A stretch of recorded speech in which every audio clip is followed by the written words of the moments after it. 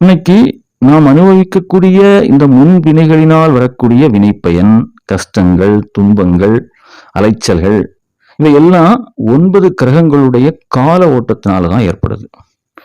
அப்படிப்பட்ட இந்த 9 கிரகங்கள் மற்றும் தேவர்கள், ரிஷிகள், கிண்ணறர்கள், கிங்கிலியர்கள், முனிவர்கள், மறையோர்கள் என்று சொல்லக்கூடிய கைலாயத்திலே உள்ள அனைத்து கணங்களுக்கும் அதிபதியாக, அதாவது தலைவனாக விளங்குவது இந்த விநாயக பெருமான் தான்.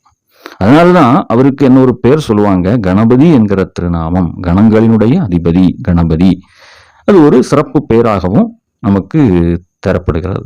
இன்னைக்கு நம்ம உகப்பாட்டு ஓதுறோம், அகில திரட்டு படிக்கிறோம்.